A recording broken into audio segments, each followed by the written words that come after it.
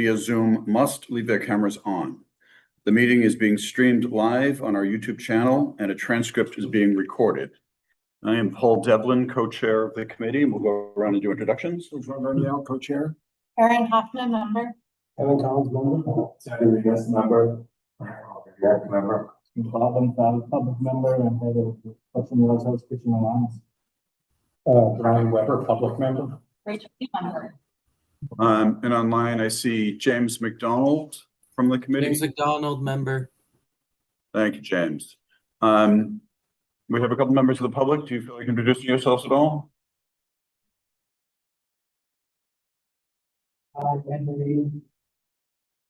Great. Tonight's This agenda. is Anthony Carone. Yeah, we're going to introduce the team on the applicant team in just a second, Anthony. Oh, Thanks. sorry, I just joined. Thanks, I was having trouble. That's okay. That's all right. No worries. We're just getting the procedure of starting the meeting underway. That's all. Tonight's agenda, we only have one issue to discuss, and that is a presentation and vote on a Board of Standard Appeals application to permit the addition of an adult establishment within an existing eating and drinking establishment with entertainment and dancing at 637 West 50th Street. Applicant, we have 3 members of the team in the room and a bunch of people online. So we'll do the presentation with the people in the room. People online can answer some backup questions. So as the team introduce themselves. Great. Richard Lobel, Sean Lobel. Ariel Pallets over Tree Solutions. And then Michael. Michael Desiderio, Cipriani Hospitality. Anthony. Anthony Carone, Oak Tree. Gino. Gino Lopinto from 11 Miami. Barbara. Barbara's not going to speak. Okay. No, Barbara, can you unmute? Can you unmute, Barbara? Yeah, hi, sorry. Barbara Cohen, real estate and planning consultant, part of the applicant team. And I think Michael Berzak is the last. Michael B. Michael B.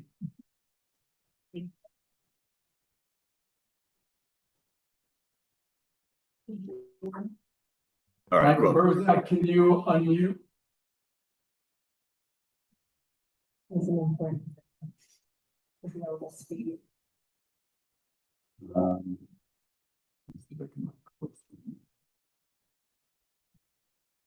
Sorry, Paul, did you say something? We're trying to get Michael Berzak on mute and speak to us, make sure he's connected properly. Oh, let me see. Ariel's gonna text him now. Okay. If we get started without him, then if he comes in, is I that just okay? want to add from attendees, there should be Amber Collins and consultant. Yes. Is that her number? Okay. Janine, can you move that person with the phone number 201 over into panelist status, please? What was your name again? Amber Cartalon. Amber and then Cartalon, Cartalyan.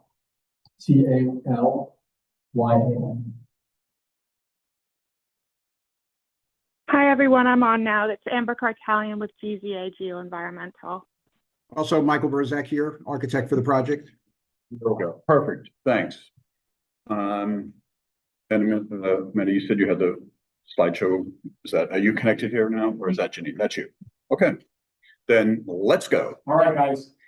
Thanks for having us this evening. Once again, Richard Lobel. We're here today for a variance application for this site, 637 West 50th Street. You may recognize it years ago, which is an existing club, roughly 20,000 square feet. The next slide details the nature of the application. And this is for a variance at BSA, which would permit an adult establishment within this existing club. And a waiver specifically of 4201 feet, which prevents these adult establishments from being within 500 feet of each other. There is currently another adult establishment, which has a C of O 200 feet to the north. Can you go to the next slide? So why are you here and what's the relief for? We come to the board for many different kinds of zoning applications, and most of them are really seriously impactful in terms of asking for relatively deep waivers. We ask for waivers of use and bulk on a regular basis. Can we make our building bigger? Can we have a use that's not otherwise permitted in the district? That's not the case here. So the M24 district here allows adult establishments.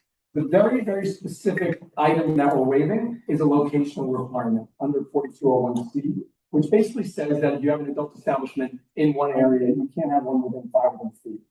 The thing with this operation and with the proposed club here, and we thank you for letting us all attend tonight. It's a large team because we want to make sure that we get to everyone's questions and comments and answer everything as fully as we can.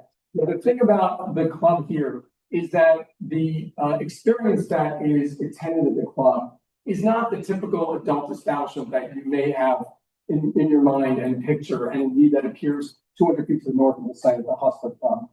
This is modeled on 11, a club down in Miami. It really kind of allows for immersive experiences, kind of cabaret shows, burlesque and such. So basically an adult establishment under zoning law, to the extent that there is any nudity whatsoever, even topless, if would be the case here, you need to basically establish yourself as an adult establishment.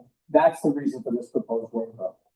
So the actual waiver here, the building 2 stories as existing would be 2 stories as proposed. The square footage existing 20,000 plus or minus, proposed 23,000, merely changes to the inside of the club. Mezzanines are being altered. There's no changes to the outside of the club in terms of the overall envelope. But basically, the one difference here, which is important, is that while you have an existing eating and drinking establishment with entertainment and dancing, the proposal would allow for that with an adult establishment, which wouldn't be in the full square footage, would be in 5,300 square feet. That number is allowed to go up to 10,000 square feet.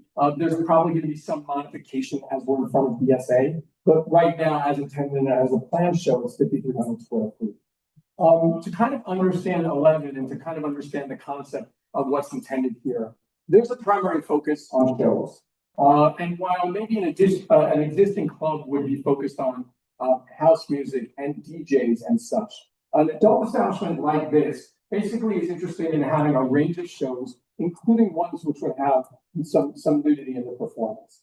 The existing establishment in Miami, as an example, has a wide range of upscale shows, which include burlesque performances, cabaret, as well as ones that everyone has heard of, things like Cirque du Soleil, the similar kind of practices there, as well as America's Got Talent. The winning performance has performed at that club. Additional Dancing with the Stars, for example, is another show which has contributed and has performed at 11. So it's really to allow for a more full range of activities at the club, including ones which would become under that adult establishment definition. Next slide. So in its essence, this is a variance application. We talk about the variance here, and we're going to answer questions as they arise. We also, in this presentation, have very detailed materials with regards to security and operations of the club. And the reason for that is that we want to make sure that everyone's comfortable with the club and its operations here. So I'm just going to run through the variance findings, and then there's a number of slides which talk about the nature of the operations, security, and safety. Why are we here and why can we be here? So what are we asking for?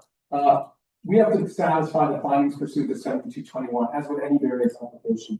There's the A finding, which is with regards to site uniqueness. How is the site unique?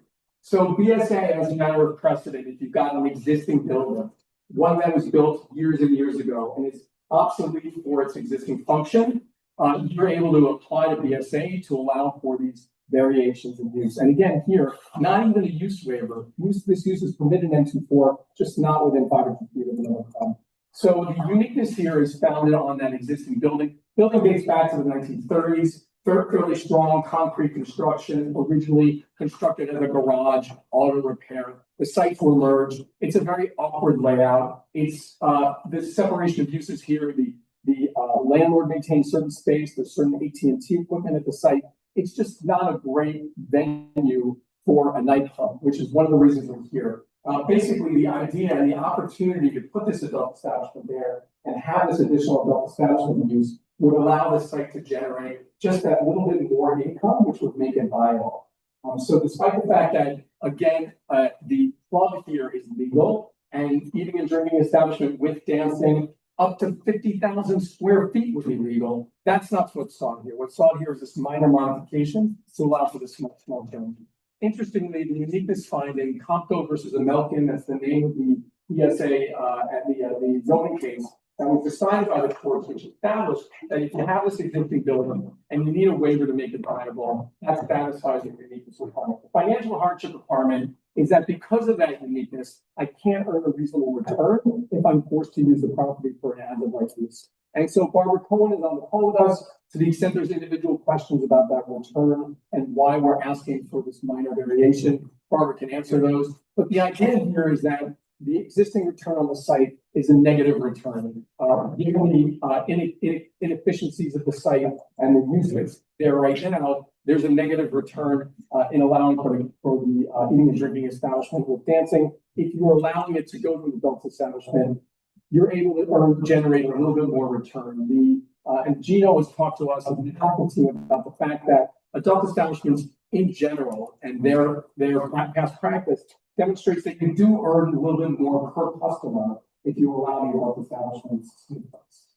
The C finding character, well, if you look at the surrounding area, the existence of that adult establishment within 200 feet, the other commercial enterprises in the area, the building typology in the area, we're really keeping the same building footprint. It's again a 20,000 square foot building, which could go up to 95 feet at the street wall. This is just merely a 2-story building. We're well within the character in terms of that, bulk. And in terms of the use, again, allowed in an M2-4 district. M2 districts allow a wide range of very intensive commercial manufacturing uses. The proposed use here, as I thought, is well within that area. D and E are basically the minor findings that we're not creating our own hardship here. Again, the hardship complaint that derives from these existing buildings at the site. And E is the minimum variance necessary, that we're not asking for too much, that our return is not too great. And here, Barbara's demonstrated that in our financial study. We would just be able to make a go of the business here. Next slide. Proposed operations. Again, we don't want to belabor this. I'm going to go through a few of these slides. And then Gino can discuss some specifics. People have specific questions. An operational plan. Again, this is for a hospitality-led nightlife with luxury service standards, advanced crowd management, community awareness. The hours of operation, 5 p.m. to 4 a.m. Not a 24-hour operation, limited to evening hours and early morning hours, as well as select events during the week. We would expect to have corporate customers as well. So again, not a very intensive use of the site, but it is important and does allow for reasonable return. The employees and personnel, importantly, we would have 200 employees at the site. We've talked also as an applicant team about the opportunity to employ local people at the site. Currently, the site has about 1,500 customers at peak time. 1,500 people will come in and out of the club. We expect that number is going to remain largely the same in terms of the expected clientele at the site. However, we're increasing the number of employees by 4-fold. So typically that 50 employees at the site on any given night, we're asking now to have 200 employees at the site. The reason for that is many of those are employed in management of the crowd, security as well entertainment and performances at the site. The venue also has typical club activities in terms of guest DJs, other global, similar to other nightlife destinations. Music programming would be focused on these house-driven open format sets. As the operator described it, it's basically a lifestyle. It's type of an immersive ultra club type experience. So that's what would be going on there. The next slide. Just safety and security. A security plan, which we filed with the NYPD 17 precinct. I know Mickey Lewis, who does security, also is on the call and has already spoken to the 17th precinct about this, as well as community board. We would share materials with regards to that. It's not the 17th. It's the 11th. What? It's the 11th precinct, not the 17th. 18th precinct. Precinct is wrong.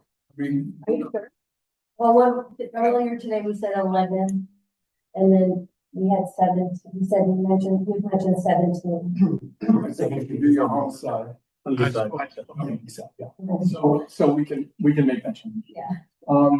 Exterior crowd management, again, line control staff and barricades to manage sidewalk flow, a designated traffic pickup area, as well as individuals who will be devoted to traffic mitigation and assigning people to different areas, and line control and crowd dispersal closing to make sure there's not flooding of people on the street.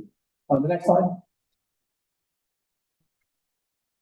So this is going over proposed operations, 32 different checkpoints within the site. I'm not going to go after all of them.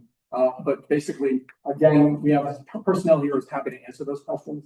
I go to the next slide. Again, showing site layout and area assignment in terms of designated areas in case people want to smoke outside, briefly, as well as taxi pickup, ride shares, and things of this nature. And again, as we go through this, the current visitations to the site are, there are a large number of attendees who come to the site as is. The expectation here, though, would be that there would be kind of a different flow of people. They'd probably stay longer. There'd be less sporadic in and outs of the club. It would be easier to maintain crowd management at the site, as well as the fact that, we would expect it to be a high functioning operation, and security here would be tantamount. Next slide. Noise and community, and I think this is the last one I'll do before I shift over to Michael Berzak and just briefly discuss the plans. They're going to maintain, the idea is to maintain excellent relationships with law enforcement and local organizations. Ariel also has already consulted with the applicant about this and is well versed in terms of local law enforcement and organizations. There is soundproofing mitigation that would be at the site. We would engage in good neighbor and community engagement policies, make sure to do outreach to the local area as 11 does currently in its current location, and make sure to keep an open door communication with neighbors. There'd be a dedicated staff member and liaison officer to make sure to take any complaints, if any. I would add that the current operations of Musica are it's done very well. There's a minimum amount of disturbance in terms of any citations, of any violations and such. No open MCB violations on the site right now. We would intend to maintain that level of service and do actually better than that. And again, in events and impact management, we talked about the type of entertainment, upscale, artistic, acrobatic style performances. The staffing and layout adjustment would allow for dedicated stage managers and performance coordinators. And the entire operation would seek to minimize disruption and ensure safety both for people at the club, guests of the club, and people outside the club. And so I think with that, I can go to the next slide. This is the zoning of the site, again, an M2-4 site. M2 being a mid-level manufacturing, allowing for intensive commercial uses and such. The club here would be permitted under that use, like I said. Next slide. We have a tax map showing the location of the site, 50th Street, 12th Avenue, and an area map. Demonstrating a few things. The first thing on the area map, we note that the club, you got a club map? Next slide. Yeah. That the adjacent block, that adjacent club is within 200 feet. The reason for this application.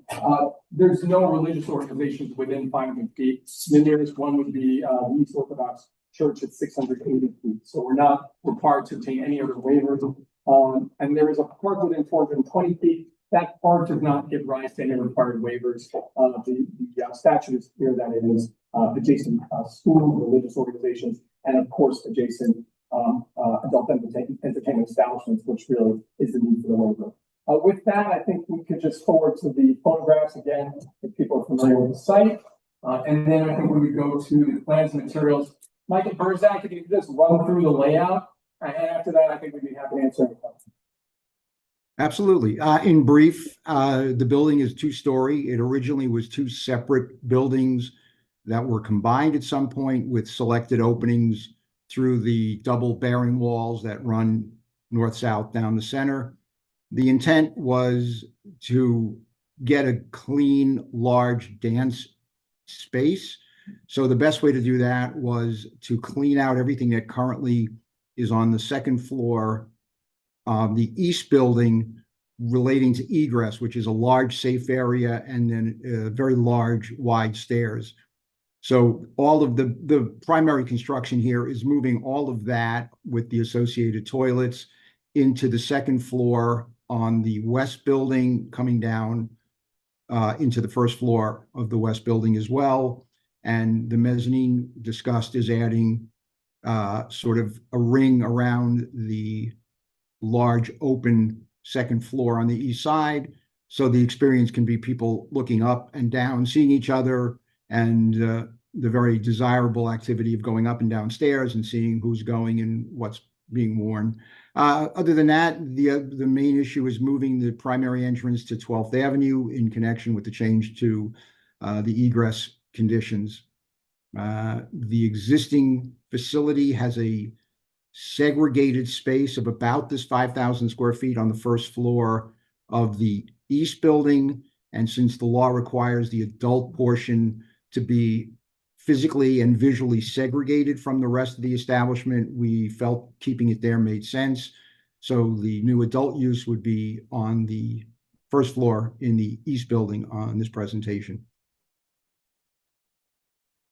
Thanks, Michael. With that, we're happy to answer any questions. Thanks. Before we go, could you go back to the findings, the 4 findings, because I couldn't read it, and if you would read them? Sure. Because I think it's important that we understand what we're supposed to decide on. And while we're waiting for to get to that page, the new committee members that showed up since we started, why don't you? Thank you. So especially the character, let's start with the character. Sure. But let's just, because this, just for clarification, this is what they're actually asking for, is a variance on these criteria, these 5 criteria. So I'm going to start out by saying that the nature of a variance and the burden of proof on an applicant for a variance is concurrent with and is commensurate with the nature of the relief sought. So what does that mean? Village of Fayetteville versus Jarrow is an important zoning case decided by the appellate division. And it basically says that, look, if you're in a district and you are asking for a use waiver, so for example, you're in a manufactured district and you're seeking residential use, which we do sometimes, you need to prove a lot. You need to basically, your findings are very important. The level of burden of proof that you have is fairly great. If you're seeking an area waiver, meaning a bulk waiver, the size of the building and such, you're required to make less of a finding. It's not, the burden is lesser on the relaxation of an area standard. This is not even either of those. This is a locational waiver. So really what it is the use here, again, the N24 district permits this use as of right. It is that one section in 4201C, which by the way, written in 1995 and made part of the zoning over 30 years ago, which basically restricts this location and which we're seeking. That one section causes us to come to the community board and BSA. Site uniqueness, existing building is obsolete, 2 masonry buildings, auto-related and retail, which were joined, resulting in multiple awkward interior spaces, not optimal for eating and drinking with entertainment and dancing operations. So again, we're relying on the existing building, these existing 100-year-old buildings that have given rise to an awkward layout and a difficulty to use it as of right, not being able to earn a reasonable return. Barbara, can you just talk for a brief moment about the defining financial hardship and why we feel we need to make this finding of BSA? Yeah, hi. So the financial hardship comes, and the word hardship comes from the uniqueness of the site, whatever that may be. And it, in this case, it's the existing building. In other cases, when it's a vacant parcel, it could be, the shape, the size, whether there's environmental issues, all these things that either create a marketability problem or operational problem, or all of which are either an extra cost or not enough revenue. And so in this case, looking at the use of the building, what are some of the possible alternatives? And there really isn't any. I mean, you can't just do a little retail or a big box or, some other version. So we stay with what the existing use is, and really look at what's needed and look at the physical space. And that first floor is really a challenge. And the proposed, which introduces and incorporates the adult entertainment use, is really producing a kind of a 1 + 1 = 3 scenario, because it then will provide a stronger destination for what is an off, far west location, which is a challenge in itself. And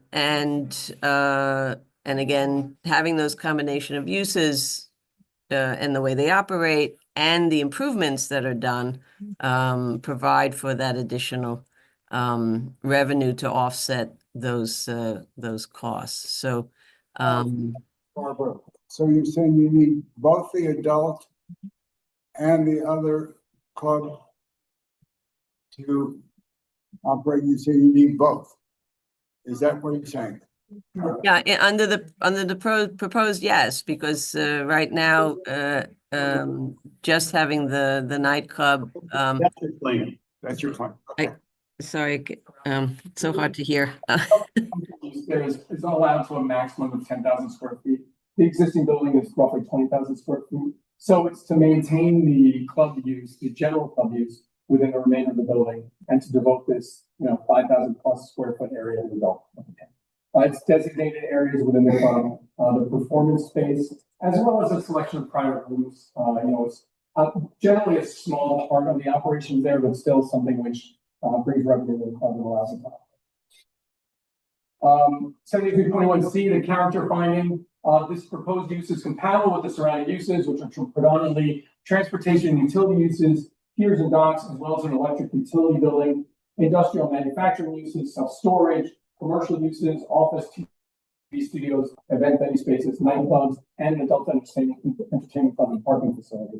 The thing about character is basically the BSA primarily looks at this when they're granting waivers, which would affect the essential character of the area. They're basically not permitted to do so. The idea here, given the fact that the M24 already allows not merely intensive commercial and manufacturing uses, but also this very use of adult club, basically demonstrates that the city has found M2 appropriate for character. Light manufacturing, not intensive. Correct. Well, M2, so between an M1 and M3, so moderate. Would mean that they, as a legislative matter, found that the M2 is an appropriate district for this use. And again, the D&E finding, the minor findings, D, that the hardship is not self-created. If the owner of the operator of a property did something to cause the hardship, they would not be eligible for variance. The prototypical example is, rectangular property, and you cut it into two triangles, and then you ask for relief because you need yard relief for your triangular shaped property. That's a self-created hardship. This is not so. The existing obsolete building at the site has been found to be a hardship that's not self-created. It's merely a condition of the site and already exists. And again, minimum variance necessary. In Barbara's study, she demonstrates returns with and without the relief. And with the relief, it's a moderate return, merely allowing for return of investment on the site and for the site to continue operating on its current configuration. Thank you. I'd like to remind everybody that the way we like to go through these applications is ask questions for clarifying purposes of the applicant. We'll open up to public for conversation. Then we'll come back to committee members for deliberation on a position. So if people have questions specifically to the applicant for clarifying purposes, let's get those questions first, and then we'll go into deliberations. All right. So Joe, you look like you have some questions. But shall we go around the table and then get to Joe, or shall we just start with Joe? I know that we keep coming back to the financial hardship piece because we asked you about it. So the zoning text, first of all, each and every one of these elements must be found by the board for this to go through, right?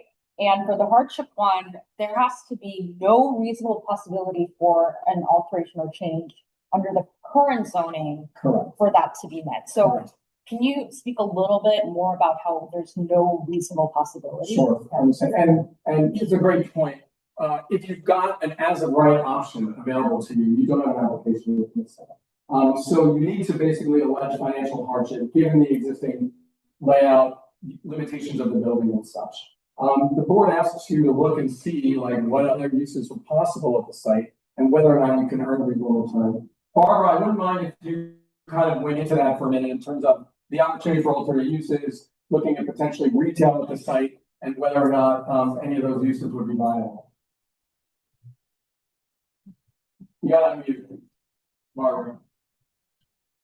Sorry, it's so hard to hear. So we're talking about alternative uses for the site. Is that what you were asking about? Correct. Yeah, to ensure that there's no alternatives available, and that we're required to do this to make it a viable site. Right, so I mean, another commercial use is really either a traditional retail, uh I guess auto related, whatever some of those permitted uses under the current zoning and when you look at each one and you look at the physical building, you look at the location, you look at the potential rent you can get from that particular tenant, there really isn't an alternative that we would look at to do the as of right development. And I go through a little bit of that in the report as well. But it just sort of doesn't work. Also keep in mind that we say financial hardship. It's not just when you look at the report and you look at the scenarios, it's done looking at the whole development of the project, so that there's the value of the site, all the various financial assumptions that go into that, and then the uses and what their potential rents are, and then we take that revenue and it's turned into a value by dividing by a capitalization rate, which is then compared to the development costs. So when you do that for the existing uses right now, the cost exceed the capitalized value of the revenue that's generated. Whereas in the proposed, same approach, same type of scenario. And let me just say, this is all what BSA expects to see. They determine the way the pro forma is done. That again, there are costs for sure, but there's also revenue to offset that cost. So and ultimately it doesn't reflect anything more than what is necessary to produce a reasonable return. So Barbara, so thank you for running through the analysis that goes behind. Thank you for the analysis. So just to confirm, you mentioned a report. So that analysis was conducted for this site when you mentioned the cost and the alternate stuff. Okay. Right. For each of the variance applications, there's a financial feasibility report, which is what I prepare, and it analyzes the two different plans and the everything that goes with it. So it should be part of the application. And if you read it and later on you have all these more questions, just email Richard and I'll get back to you with answers. Thank you, Barbara. More, Rachel. Yeah. Quickly, what was in the building before? This one. It has a long history of nightlife establishments, going from visa space, as well as, I believe, frequency. So I believe has a long history. In fact, that location at one point did have adult use, adult entertainment use, and was licensed for that purpose. So historically, before it was a garage and for automobiles, it has a long history of nightlife and hospitality. So I guess I'm ignorant about this, but it was operating financially as an establishment of some sort. But you're saying it can't do it now.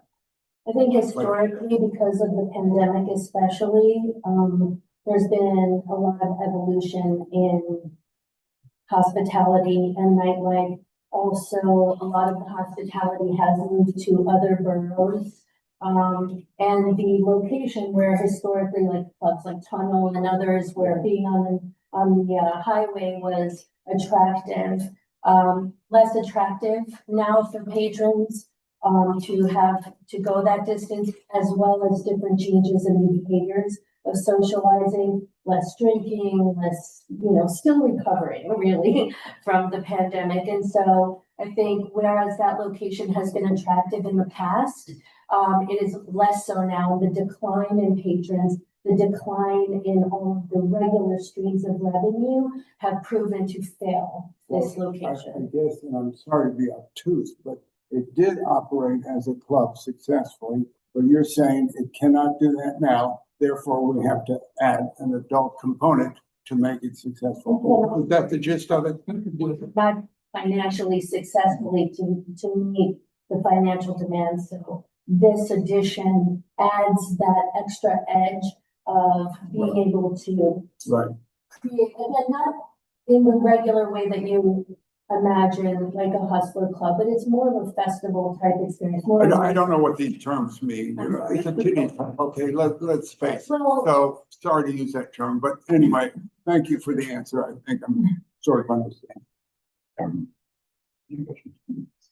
Not at the moment, but back to you. Thank you for your presentation. I have some questions in particular. If you would articulate, what would you say is the benefits of the community if this is real? Sure. I say that overall, if you're looking at a club that's going to generate 1,000 to 1,500 visits during peak operations, I think this one is better run. I think that the proposed management that's going to come in, you can kind of see it, and we can talk to some of the participants here, but they're more interested in how they impact the surrounding community in terms of security, safety, crowd management, how people are getting out of the club. They control the lighting at the end of the night to make sure that it comes up gradually and people just don't all of a sudden rush onto the street. So I'd say that in terms of being good neighbors, I think that this particular operator, and we can talk more about it, is interested in being a good neighbor. They basically made initial efforts at outreach, and they want to just be a part of the community. There's also some other aspects to it. I think that there's potential increase for employment at the site. We've talked to the operators about the fact that they can do more local hiring, specifically for some of the hospitality and security related jobs. So they're able to do that as well. And also just in terms of the nature of the entertainment, this is a club which has a history of allowing for performances at the club. When we talk about Dancing with the Stars, America's Got Talent, these are things which people see, relate to, and can enjoy. Not merely for like a typical club experience, but also for more of a kind of a fuller entertainment experience. So it's kind of a little.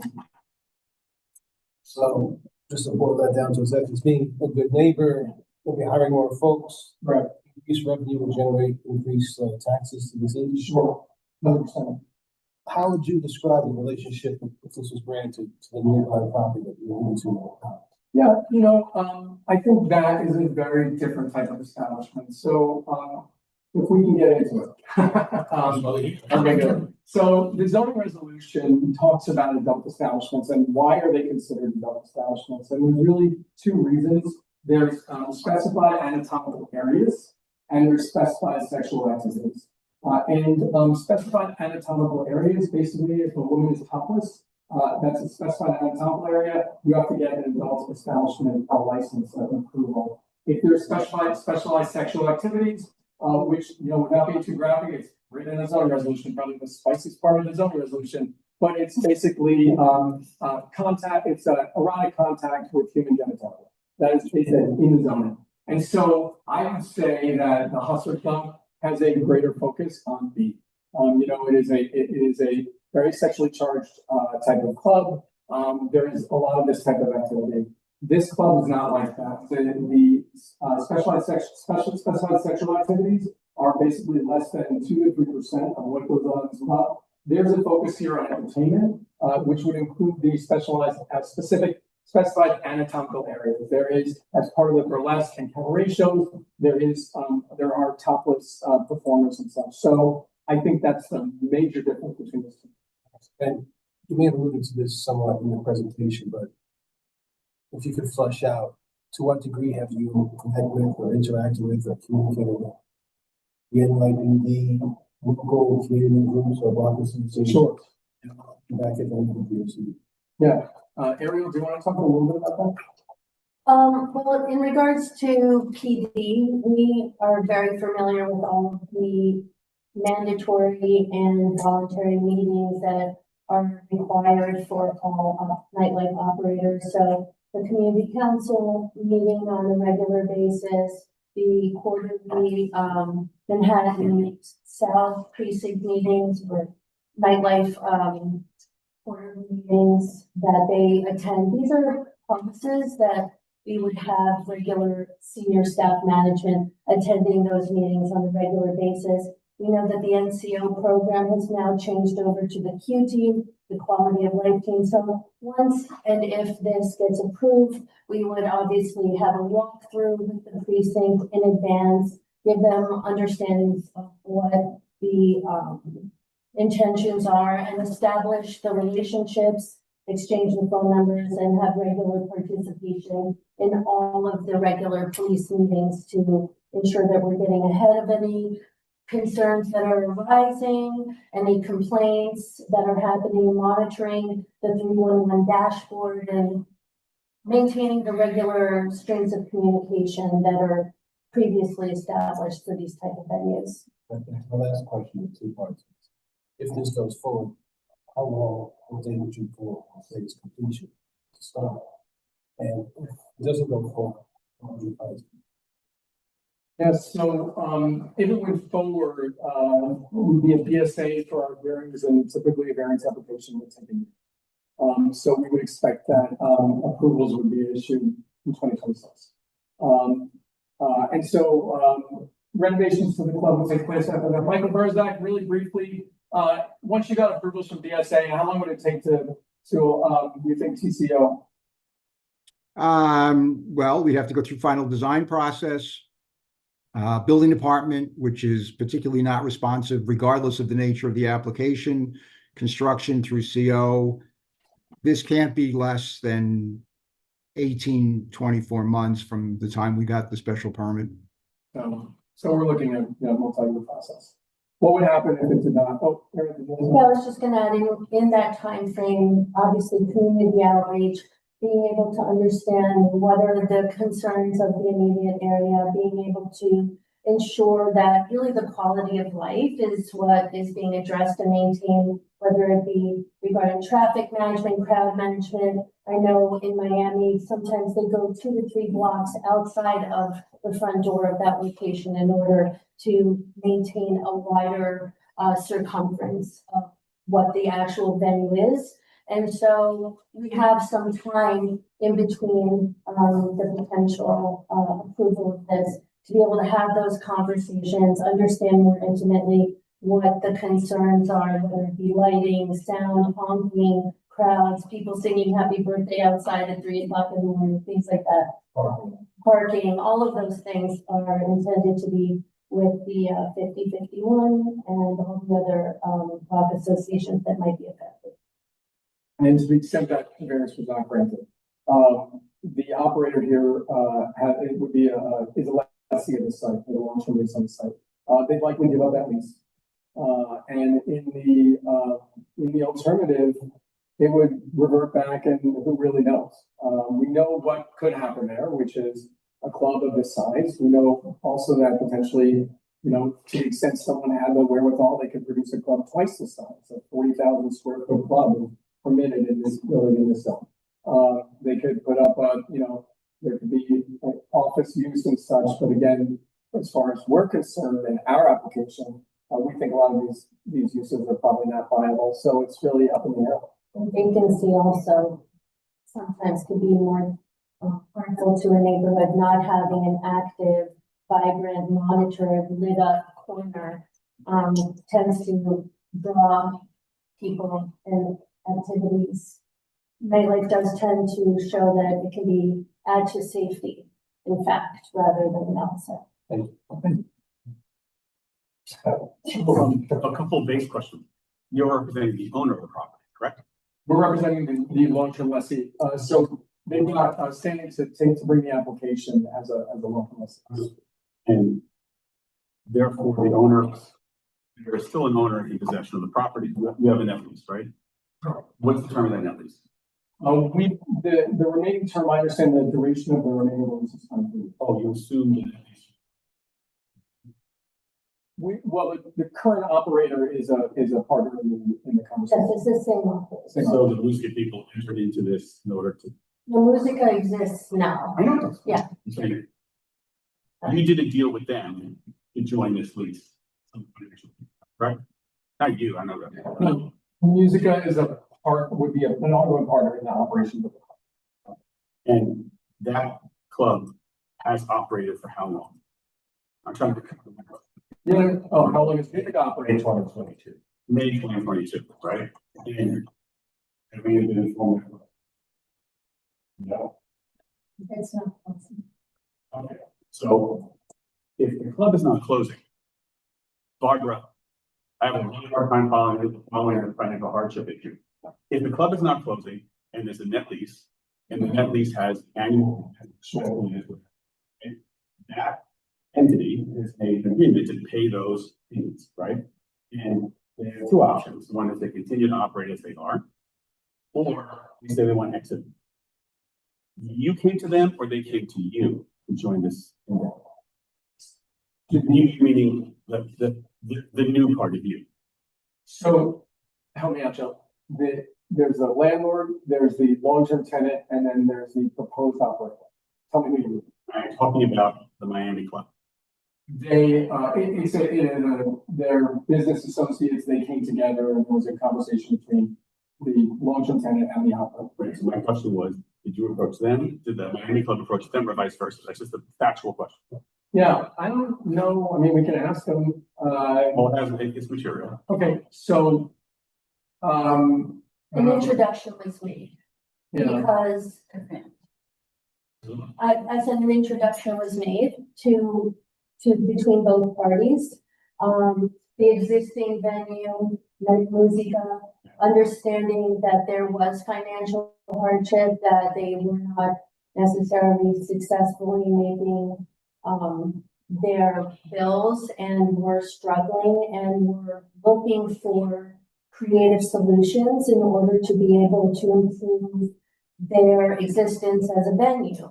And then also knowing that the venue in Miami had also been interested in potentially expanding and looking for potential locations. And so it seemed potentially as a mutually beneficial arrangement in which they could help a struggling business and also be able to expand their footprint and come together to make a potentially great and exciting activity for New York City nightlife hospitality. You are excellent in that presentation. Thank you. Beautifully sugar. It is exactly actually the truth. It's not how you presented it. There's clearly somebody put these words together. Yes. Right? And you said it was an introduction. There was an Right. introduction. So I do ask, just to note for the committee, that we have Anthony Carone here, from Oak Tree, who is brother of Frank Carone, who's mayor from chief staff, right? So I can tell you that. Hey, this is Anthony. Ariel, I can speak for myself on this. No, but I just wanted to clarify something important. I was the one in Miami. I was at a sushi bar. I met the people from 11. Right. And I'm the one that made the introduction, not Frank, not Anthony, not anyone else, because I'm, as you may know, the former director of the mayor's office of nightlife. Yeah. I have relationships with all the folks love the place. Right, and so knowing that they, what the Musica venue was going through, and then having a conversation, simply meeting someone in a sushi restaurant in Miami, it was my brilliant idea. Great. So we're trying to understand the genesis of something and now where it goes. I will take the blame and the credit if you want. God bless you for both. Ariel, this is Anthony as well. And part of the strategy was that we knew that, Ariel knew that 11 wanted to be in New York. The current operations at Musica were not sustaining itself, and they wanted to make, rather than build out as they have every right to do and make a larger venue with a younger crowd, and they wanted to make it a more exclusive ultra club experience, and they sought out one of the best operators in the world. That's been, you know, the 11 so the operators of 11 have agreed to come to New York. We have Gino on the call who can talk about his experience. He's originally from New York. He's planning on coming back to New York, and so that's how this all came together. So now that the parties met and started to figure out a deal, right? Barbara then says, the way this layout works, it's awkward, you can't get a return. I have to say again, it's a matter of what a return is, and if you want to partnership with somebody else, you then sit down, look at your building, and figure out how to make it work. It is rather extraordinary. Our board has dealt with so few variances in the past like 10 or 15 years. And to make the assertion that the uniqueness is because this is so awkward, there's no way to do anything here. Truly, as a presentation, there's going to be a lot of skepticism on that from our full board, because it's a big box. I've looked at the whole information about Musica, what it looks like inside. It's built out, it's very welcoming. It's a nice space, there's no question, right? Could it be better? Sure. But does it need to be, you need a variance for the adult use to make it better? My answer is, you know, renovate it, figure it out, and it's the degree of return. Right. It's very rare that anyone has come to our board with an application 7221 for financial. Sure. It's more, I'm locked. I have to do a setback I can't meet. There's things that we always deal with, and we're very open. We have underground street. Under a brownstone, that underground street, we got to give them a variance to make it work, right? This seems to be an intense stretch of trying to figure out a way to create more space, introduce the adult use. And then the other question I have here, which is what I asked Frank about earlier, is the issue that the BLP committee has been dealing with 24/7 with the license. And this has been floating around for a year and a half. And how do we have any belief that if this proceeds ahead, there's not going to be now an application for 24/7 liquor license, which is just nowhere in our district? First, I want you to, and you're prepared for it. You knew you had going to get that question, right? So here's the point.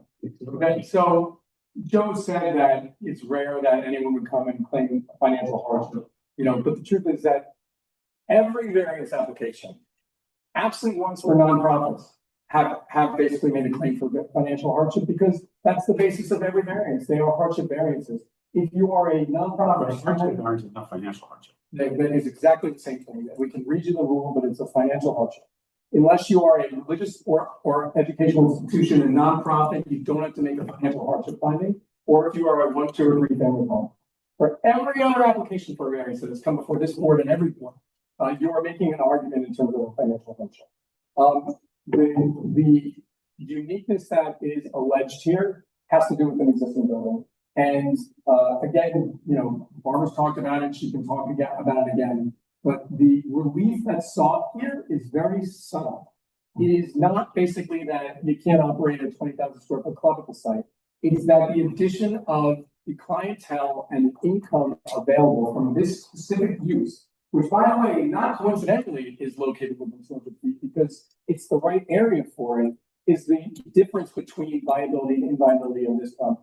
Gino, who's on the call with us and has experience with 11, has talked to us and has talked to the applicant team about the opportunity and the availability for clients who come to an adult establishment, and specifically to 11, are going to spend on average a percentage more than a typical client comes to music. It's just the nature of the type of entertainment that's done there, the upscale nature, the nature of service and sales that takes place there. And so this is it. The truth of the matter is, this is a minor variance that we are asking for. It is basically not even a use waiver, a locational waiver, but the difference to the applicant is massive in being able to make this a viable product. Yeah, I mean, Ariel, I'm appreciate you for that. Sure. Another one of my great ideas.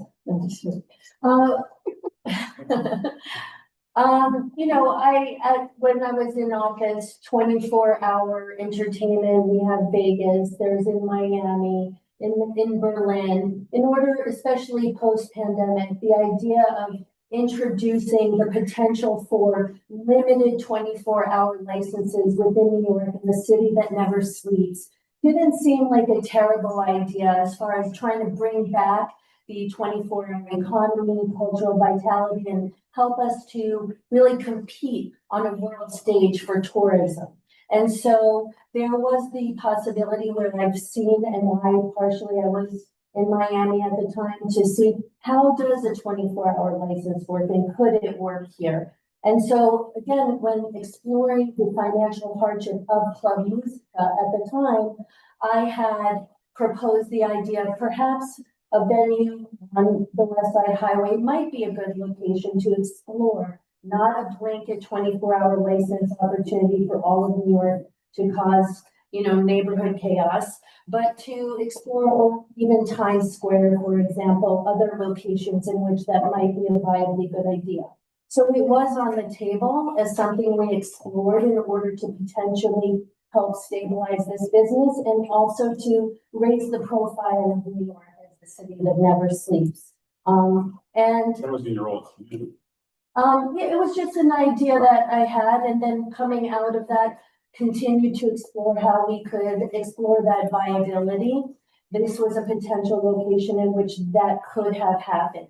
The real goal for this location is to help them become financially secure and viable. And the idea then changed from 24 hours after having a conversation with Club 11, that in fact their adult use or adult entertainment was more financially viable and predictable and secure than even a 24-hour license, even though conceptually the idea was exciting to me, that in reality, financially, this use is a more traditional, more familiar, and more predictable financial model for a venue like this. And so the idea of exploring 24 hours for me as an idea somewhere, someplace, someday is great. But if this actually helps to create the financial stability this venue is looking for, then in all likelihood, there would be no need to proceed further with the other idea. Therefore, you would, in any discussion you have, make a commitment that you would not never pursue a 24/7 liquor license. Well, I mean, I would never commit to ever anything usual. Well, no, we actually do ask people to make commitments as part of any public action, and those commitments are sometimes never. Joe, if I could just add one more fact. And the other thing that confuses me is there's an article in April 2025 stuff on the website, which talks about Eric Adams supporting a 24/7 version of 11 in New York City. And that's still up on your website, and that's only 6 months ago. So it doesn't sound like, that's still out there. And was, I think Eric did that on his own independently in an interview. well, perhaps, but I've been asking on their website. It's not the I'll make mayor. it a little bit easier. BSA conditions resolutions. BSA is able to establish any conditions on its resolutions. And so to the extent that BSA says you're limited in your hours of operation, you're limited in your hours of operation, and that would be the condition for this thing. And that would travel with the land being that's granted. It would travel, yes. I think it's that. It all feels very curious. Right? So when something feels curious, we have to ask questions about it. And you really do sell well. I gotta tell you, really big that.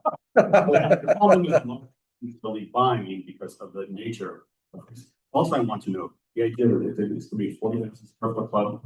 My answer is really, no. It's just being a development site that the developers just to the north and south come to us to do major rezonings to build housing and different. And it's happening right now. We've done hundreds of variance applications and hundreds of rezoning applications. It's an M2-4. From an environmental standpoint, while we've done dozens of M1 conversions to residential, we haven't done one M3 or M2 typically because the environmental restrictions, the type of research that you have to do, and the report was modified for decades. It's an M2-4, always eliminate hotel use. This was mapped in 2009, and our is considered two projects committed to the north in the M24 zone. We have a project zone SD to the south in the M24 zone. And today I learned, folks, that Extel has acquired the metropolitan lot to the west side of 11 Avenue. And they intend to pursue a major rezone. Okay, so this is not a maybe conjecture idea. It's our committee's work. And this is something I do every day of my life. To the extent that we ask BSA as an example for residential use of this site. No, I'm not BSA I'm talking about. And so, you know, but that's kind of the point, which is that we have to make it go over as an M2 form. And we're not, if we want to go down the road to bringing back a ULURP application with the landlord of the site and trying to get multifamily residential here, very different type of application, but. What I'm going to say again, I'm not talking about your assertion that there is no other use. In fact, there are other developers in adjacent north and south that have proposed other uses that are in various stages. So a proposed residential use would never be on the table under this application. The actual M24 relief we're asking for here, again, this is a shimmy. This is basically like we're within. You're claiming in your discussion about hardship, you made that this could not make it go to here. Correct. And if it did get granted, there could be a our recent direct experience is no, many owners of property that we are dealing with in the last year and a half have come with in fact change of use. So that assertion doesn't ring true given the fact. And these are, by the way, just like this one. This one. Oh, right. So those owners own them for a while, have a low basis, and they are willing to go through a whole process because, and they're auto guys. Each corner wants to bring an application for rezoning as well. We're just. No, they're not sometimes. Well, they are able to file them. They're able to file them, Joe. It's just whether or not they're going to get the relief for that. Well, it's also, so anyway, here we are. Okay. So, I want to just come back. Yeah, just. My end, we worked through the snow barefoot to get to the west side to get homes. We're supposed to close at 4. Then we go after hour close. So kudos to you for trying to bring 24/7 back. This doesn't sound like it's the location, but New York is set up. It doesn't anymore. All the clubs are in very remote areas of Brooklyn where you want to go to a club, you have to take a $40 Uber from the closest area that's available to get out to that area. That being the case, you can hear from this board, and I can hear the Apple community members and that there seems to be concerns about adult use of mobile phone. And I think that you guys were coming here and saying, we're bringing the 11 brand, which is a noted brand. So is music, but not to the same degree, but we are bringing the 11 brand and we're taking over this place. I don't think that would be an issue. I think it's looking to us to create a variance because, as you've heard, this board isn't fond of variances. And I guess my question is, Barbara says, if you've done the math, and that 90% of adults bring a little bit more money, has 11 considered what their brand means and the type of tax you guys look in there. Because right now, all the guys are broken, right? It doesn't have medical marketing and nebulizer comparisons. Well, yeah, you know who comes to having to go to clubs is the British crowd, right? Yeah. Like people in Manhattan go to Brooklyn to go to clubs. So if you were able to capitalize on your brand. Sorry to interrupt. We can barely hear you online. Like, can we move the mic or something or have people speak up? Don't worry, James. I'm not saying anything. Gino is on the line from 11. Gino, are you able to talk a little bit about 11 and why you feel that you're going to be able to get appropriate entertainment at the site? Sure. Can everybody hear me okay? Yeah. Okay. Thank you for your time today. My name is Gino Lopinto. I've been in the industry for 35 years, owner and or operator of nightclubs and cabarets. I was born in New York City, spent my adolescent in New York in Westchester County before moving to Las Vegas. I graduated UNLV and got right into the industry at that point. I owned and operated clubs in Las Vegas, and I've watched the industry over the years change. The gentlemen's clubs are different, and the nightclubs are not as profitable as they once were. Mainly because the cost of talent, the DJ cost is astronomical. And often to bring a crowd, you spend a lot of money on paying the talent to bring in the patrons. So 12 years ago, we created a new concept that really changed nightlife globally. And that is combining the nightclub with the cabaret experience. Right? So it's not so one-dimensional as a gentleman's club or one-dimensional as a nightclub. We created a sensory feast, so to speak, an immersive, theatrical, sound, visual, Cirque du Soleil meets AGT with that adult cabaret component. But we do it a lot different. We're ranked in the last 12 years, we've ranked in the top 5 clubs by all the high-end magazines in the world. And we're the only ones in that top 100 that has the adult cabaret component. And what that enables us to do is not rely on paying huge talent. Not that we don't incorporate that at times, but we don't rely on it. And with what we created, we've increased our per head spend by 50 to 100% of a traditional nightclub. Our net profit is dramatically higher than any nightclub I've ever been involved with. And it's our slogan is a unique nightlife experience. So 43% of all our guests are female, bachelorette parties, so forth.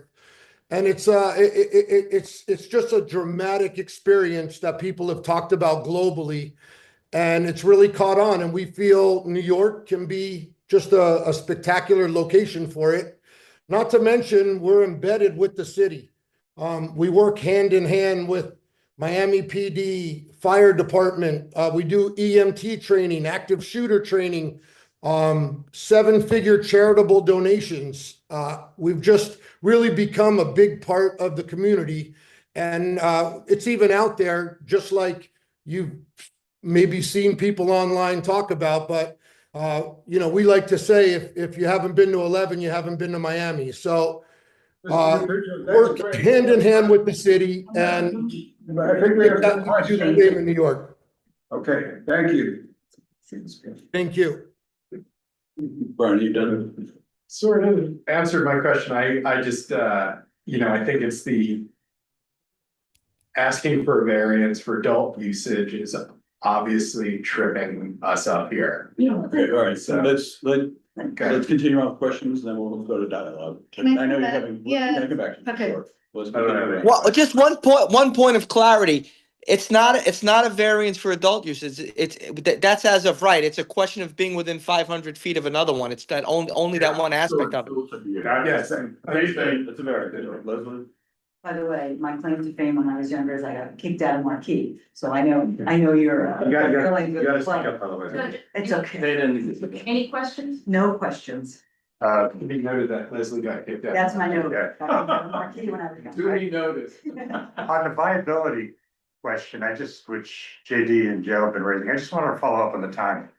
So Musica opened in May 2022, which was post-pandemic, by very experienced operators. That was a little over 3 years ago.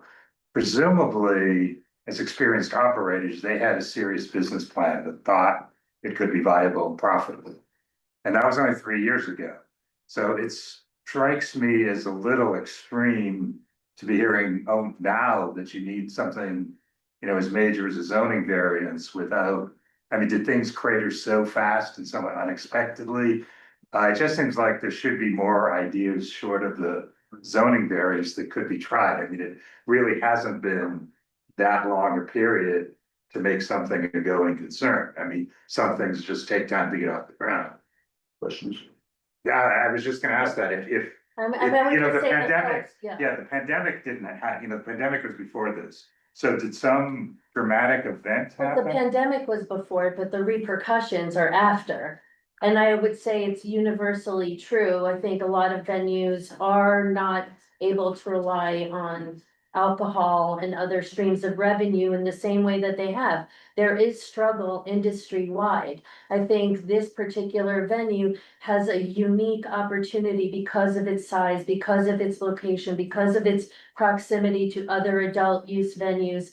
They have a unique opportunity, unlike many others, to be able to combine forces with an experienced, well-respected concept, and to bring it into this space and to elevate not only their location, but possibly the industry that is suffering citywide. And I understand your point, but the post-pandemic era, we're still in it, and the industry is still suffering, and everybody's trying to find creative solutions, and this is theirs. But under that standard, doesn't it mean any sort of entertainment, you know, any licensed club could be making this hardship argument? It sounds like it's an industry-wide thing. Well, not Is there something not- unique about I think that you folks?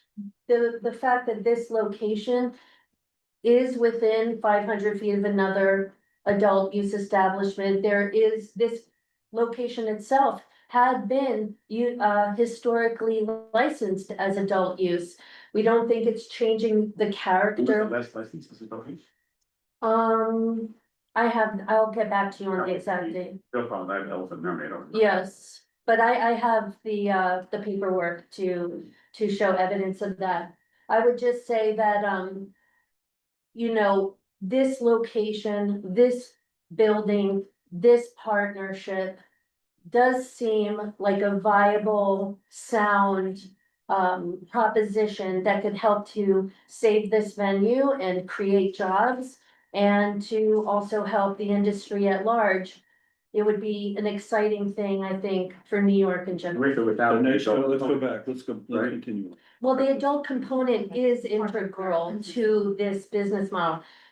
Like you said, you don't know if 11 were to come in, if there would be a big opposition to that, but if 11 as it is in Miami were to come in, it would need that variance. All right, let's continue, you done? Dolores, anything? I have no question. I was just gonna say to the people, don't think anything's personal. I've been involved with this committee for 18 years. I'm a public member. I work in here. I don't, we've actually met before. I used to run the bid association. Oh, I see you.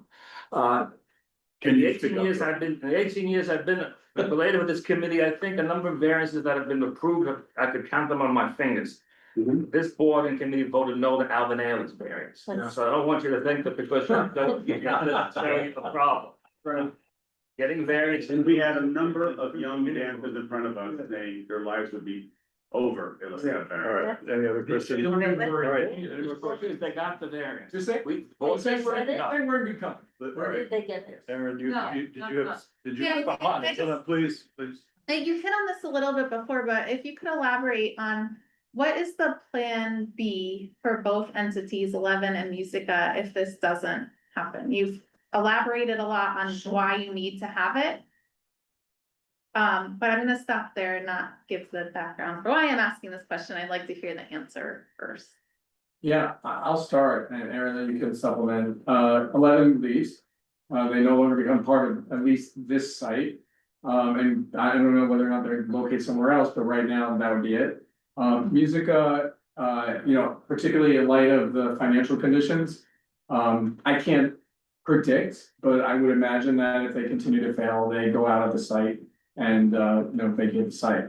But that's, you know, again, conjecture based upon their current financial condition. And one of the things Gino's talked to us about is the fact that having experience in clubs and such is, I mean, Gino, can you just talk for a minute about the income that's been available to you at 11 as compared to like a standard club? Yes, I touched on that a little bit. You know, the standard club, it's a struggle, and it's honestly been longer than COVID. And that's why you see a lot of traditional nightclubs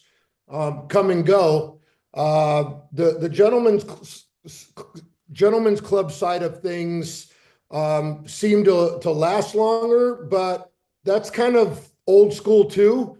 And that was how we created the combination, the hybrid that's you really haven't seen before. So yes, the monetary value and the bottom line of what an 11 is night and day. You know, we wouldn't be interested in a traditional nightclub in that location. Thanks, Gina. No more questions? James, do you have any questions? My questions got answered regarding, I guess, is the argument, just to clarify one final time for everyone, essentially, and everyone else said it more eloquently, the argument is that music is not financially feasible unless there is an added strip club portion or adult entertainment portion, sorry. Is that the answer? It's related, it is, but it's related to the site. It's basically that this site, being, not just merely a building, but two garages from the 1930s that were subsequently connected, presents a challenging layout for any business, particularly a club. There's space allocated to the landlord, and if you deduct that from the ground floor, as well as certain telecommunications equipment that are on the site, you basically have a, just the layout is just really poor. So while there are, when you take this existing building, the idea is that you need to earn a reasonable return from this building, and this building can't make a go of it unless you're able to allow for a use that generates more money. And basically, this is a use which is permitted here in M24. Just if we were located a block to the south, we wouldn't have to have this conversation, but because there's an existing adult establishment within 500 feet, we're here. Right, so that actually comes from my question. So we have a 500-foot rule. What is the reason for that rule, and what is your reasoning why we should ignore that? Sure. The rule dates back to 1995. Interestingly, looking back on the documentation around the city planning approval at the time, I looked back at the community board's deliberation at the time, this community board 4, and it talked about, it recognized the rule.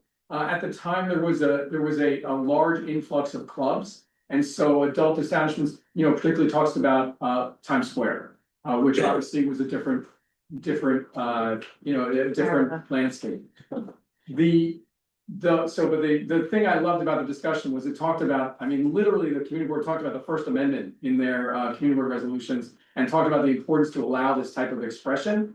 But the rule basically dates back to the City Planning Commission conducted a study in 1994, again, over 30 years ago, which basically said that these types of uses, there's questions in terms of the quality and the character of the neighborhood, should you allow them to locate. Those concerns were based on studies that were produced. They looked at other cities. They looked at cities in California and in the Midwest. So that data from 36 years ago governs that resolution provision which exists today. So it's not really ancient times, just to note. We sat around the table and talked about this. Yeah, and it was about red light districts, and it was about clustering of adult uses. Because in fact, it was not just Times Square. We saw this in West Chelsea, we saw this in locations where all these uses start to cluster together and create huge quality of life problems when they were especially adjacent to other clubs that had their own issues going on.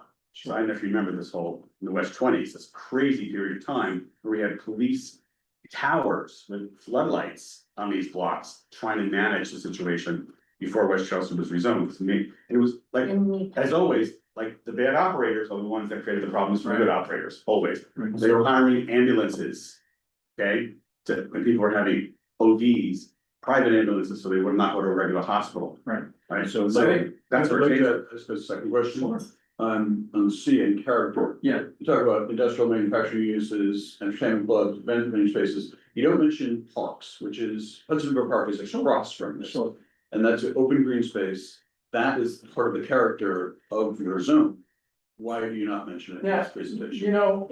When you have a use in an M2, it's treated in a different way. I mean, M2 again M2s around the city allow for really intensive, medium intensive, commercial and manufacturing uses. One of the reasons that, again, I've been practicing for a while and we brought hundreds of applications before BSA. One of the reasons sometimes that this is attractive in terms of the nature of the application is there's conditions on the operations of the facility here.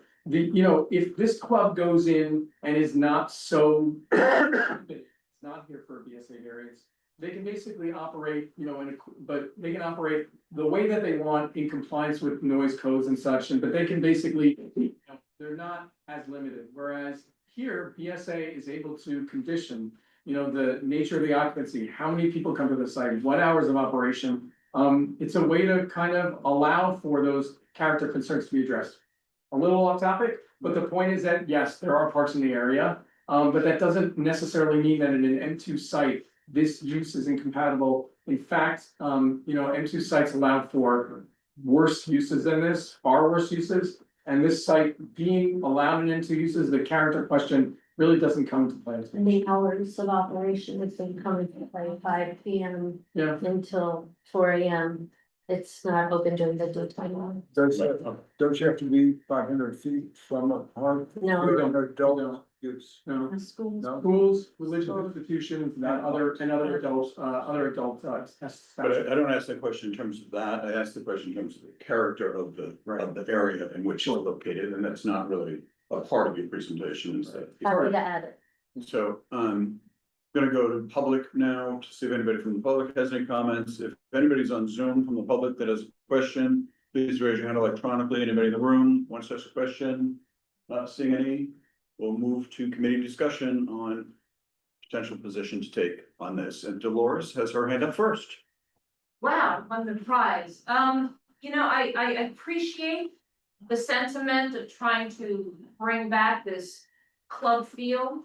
I appreciate that you want to be pro-business. But in one respect, someone needs to read the tea leaves. People experience entertainment differently. Perhaps this is a failing business because it's a failing business. But to bring to our neighborhood, this community, this specific change, which no one in this community needs, for the sake of the industry, I'm not buying it. Also, in addition, we spoke about giving this variance for this very, very dissected description of what the issue and the problem is. And I would have hoped with the talent of your firm, your law firm, that someone would have actually come to you guys to think of a better use. We don't need this in the community. I don't think that we need to be giving a variance. I'd love to have more entertainment somewhere. I'm okay to travel to Brooklyn to go do it. We don't need it here. Leslie, I'm gonna put aside the fact that can you please speak up online? I'm gonna put aside the fact of the sterile nature that a lot of people in this room talked about adult entertainment. I'm just gonna put that aside because it's a little offensive, but I'm just gonna put that aside for now. Across the street, and I just happen to be on the co-chair of WPE, across the street is Pier 90, directly across the street, which is the Manhattan Cruise Terminal. There is a huge redevelopment going on of the Manhattan Cruise Terminal, or at least plans for a huge redevelopment of the Manhattan Cruise Terminal. We are going back and forth as it's gonna go on for years probably. But they are reimagining that area right across the way as a bunch of public park space. It is going to be kind of like the window of New York when people come in off the ships to then come into the city. And this is definitely the wrong place for this. We do not want people coming off the city and seeing a strip club. Coming off the ships and seeing, an adult entertainment, especially when they're gonna reinvent that whole area. Or they're on the cusp of reinventing the whole area. With, like Paul said, there's gonna be a lot of public park space. There's gonna be a different clientele there. It's gonna be reinvigorated. So I think that, there was, and Dolores, you were on this forum. There was a forum recently about 8th Avenue and why 8th Avenue was kind of dirty and, and like what was going on with 8th Avenue when they were saying that the Port Authority redevelopment was gonna change that. This is the opportunity to change the 8th Avenue area because Port Authority is gonna be the new Port Authority was gonna be huge. This is the exact same thing here. That new Manhattan cruise terminal is gonna be huge. It's gonna change that whole area.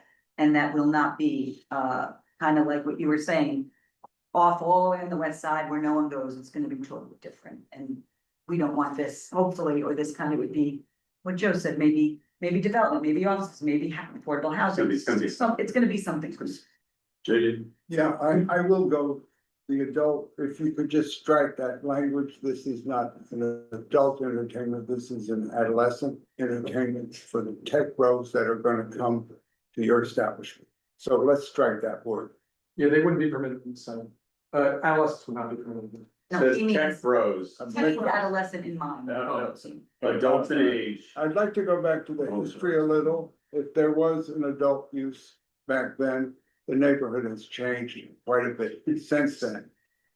Also, we had a problem with prostitution, street prostitution in this neighborhood, and that was also fed into the worry about an accumulation of these establishments. So I am concerned, I'm having trouble with the financial argument. I think many of us are. I think, and Joe will remember, this has never been the desire of this community board for the development of the west side. We want this to be developed as residential, affordable residential with business. So this does not fit in to our idea of how this best can be developed. Yes, a club, great. But another adult establishment, I don't think for me, you have proved why there should be another one near the Hustler Club. And frankly, not a moral issue, but there is something going on with using women or their bodies to entertain these adolescent men. I don't want to make a moral judgment, but I'm bothered by it. Thanks. Yeah, so can I, yeah, something about planning mode, that's the broad thing. Yeah, so that's what I want to get back to. We did a lot of good research on our positions, our work, all the committee members, everything. So the position that JD alludes to, which you seem to have sort of missed, is that this board has consistently requested to extend residential use further to the river. And we did it step by step by step. And the biggest push we made was in 2009 as part of the Western Rail Yards rezoning and the points of agreement on that we got the city to do a full review of every block in the western portion of the special zoning district. And when it came to 11th Avenue, we were able to map residential zoning on the east side of 11th Avenue, but not on the west side.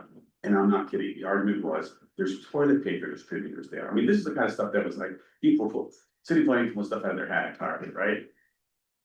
Auto body uses. So we said, okay, auto repair uses. Let's do something where we have a mixed use zone. Require so much kind of use for these like back of house uses for the main Manhattan business central business district, and then allow housing to be built above, right? And that just was stonewalled by the Department of City Planning for like a decade and a half. But now we're at a different inflection point in time. We have the Whitcomb Park North, 2 developments on 12th Avenue. We have ESD with an active RFP. They're going to select somebody for a large 1,500 unit project on the Intrepid parking lot site. We have Excel, a large developer coming to this. The future is not a adult club in this district. The future is, and I'm surprised because I just didn't know, I tried to do some research for it. I don't know much time to do research as you guys do, so you're paid for it, I'm just trying to figure it out, right? But 11 has built towers above their club in my residential towers, right? Like, that's what will work here in some way or another as we figure out the future is actually now. It's not like you made an assertion that it could be a vacant building and that's not the area.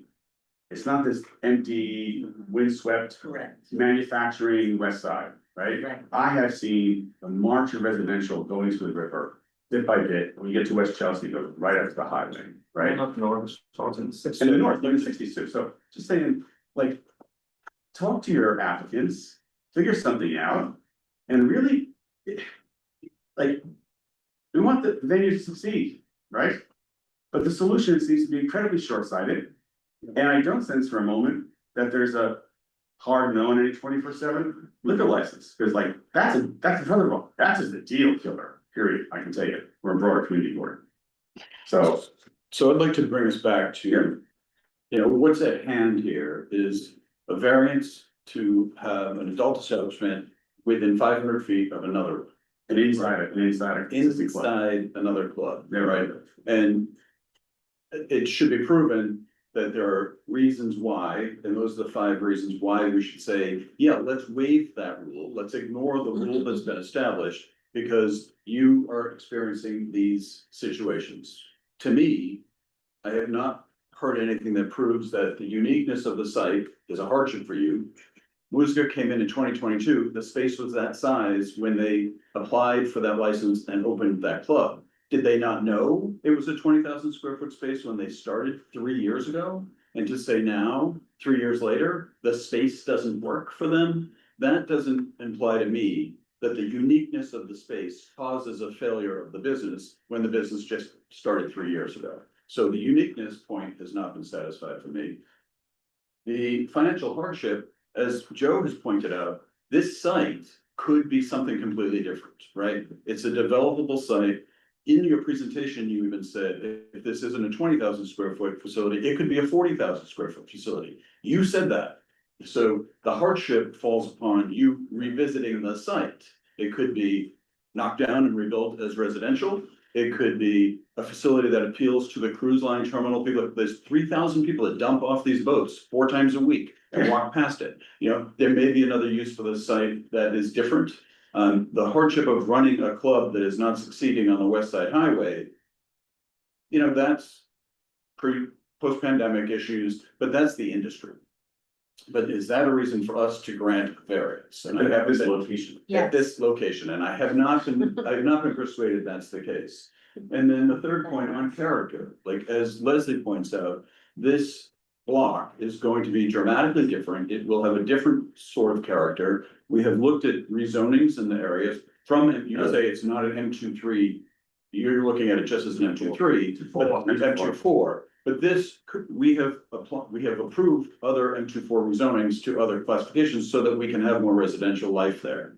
So I haven't been convinced that on C, I've been convinced that I should grant a variance, like from my perspective, grant a variance. So for 3 out of 5, I am not convinced that. No, hardship is not substrate is different. Yeah. So those 3 points for me, I have not been convinced this merits this board granting a variance of a rule we have in place for whatever reason it exists. So I just haven't been convinced. I make a motion? Oh, sorry. Aaron. I was just gonna say, I think, I agree with your point that you're not asking for a huge change, right? And I think in different circumstances that we could see a way to grant that. I think what I'm having trouble buying is that it's these conditions that led to that situation instead of 11 wanting to come to New York and finding a convenient way to do it. It's like a chicken and an egg. It's like, oh, if we create these, criteria, what criteria could we create to give the, right, in order to try to convince the board that this needs to be created. So that's the part that I'm having trouble swallowing on your proposal. And I also feel like, to what my fellow members have said, that the way the neighborhood has grown, both along the river and pushing out west, that area actually now feels more like the anomaly in the community than it does the character of the community. And I agree that that's gonna change. Yeah. So I don't see how this fits into that. I want to say something as Yeah. a business owner, because I have a different spin on this, and this might not be popular, but 500-foot rule also exists at BLP. And there's so many liquor licenses, probably 80% of the licenses that come through, they have to still get approved for 500 liquor license, 500-foot rule, because there's just so many. As a person that opened up a business in Hell's Kitchen after COVID, I opened up this spot, and what ended up happening is I had this projections of what I thought it was gonna be, but I wasn't expecting the onset of so many vacancies to open up and having a crappy location, and that forced me to close. And so we're asking these people to come in here and come up with a concept. Their concept clearly was like, let's partner with these people and save our business, which, you know, was the last attempt to do it. They had a 24-hour license idea, and that was their concept, and they realized they weren't gonna get anywhere on that. And then they came back with this other idea to do topless dancing, which would totally would be more creative and not like the lap dancing kind. But the thing is that like even the park, if you're looking across the street at this club, whether there's dancers in it or not, you're still gonna be looking at a club. And I think we have to look at what's on the table. It's nice to think about what can be and what not, but for this building, because we're not the landlord, we can't tell them how to run their business. We can't tell the landlord they have to build affordable housing here. We have to realize that it is what it is now. You know, I mean, yeah, it could be, but I don't think if it's a club and the landlord decides to keep it a club, it's gonna be against the character because there's a park across the street, because whether they have dancing inside or not, we're still gonna be looking at a nightclub. So I would vote in favor of it, and you know, I'm probably out of my own, but I wanted to share my perspective Yeah, I because. actually don't mind the dancing, like, that's not the part here that bothered me, it was the.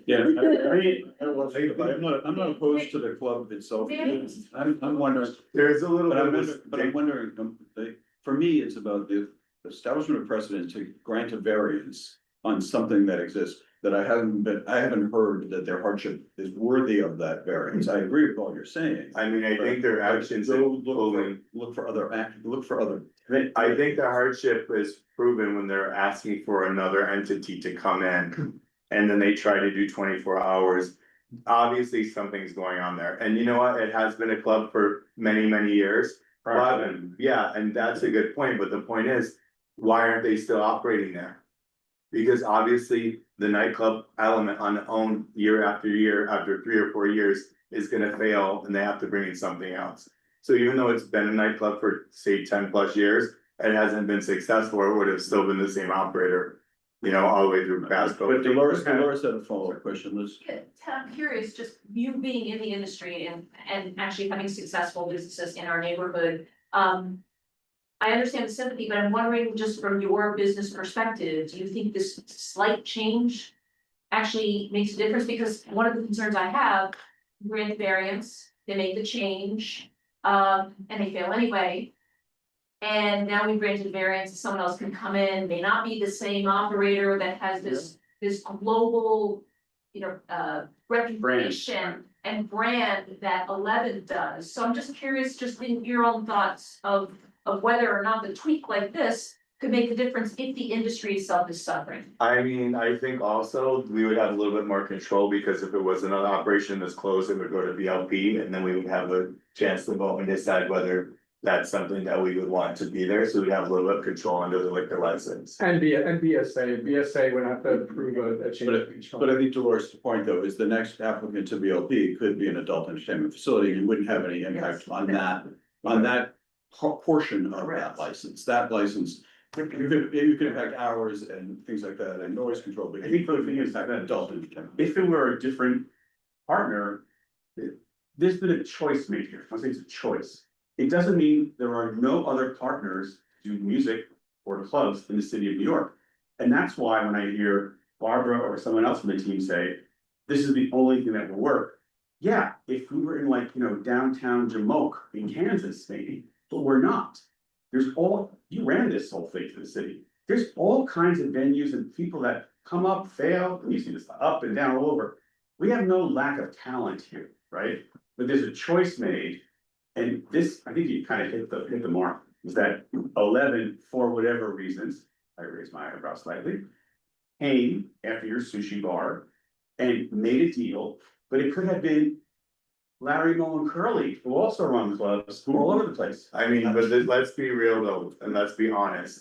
Club 11 is a very successful club and well-run. Of course. You know, it is not a titty bar, it's, you know, artistic acts. And let me just bring up, because there's a little bit of stigma around that, so, you know, that's another thing. But also, I want to say that, look at Brooklyn Mirage.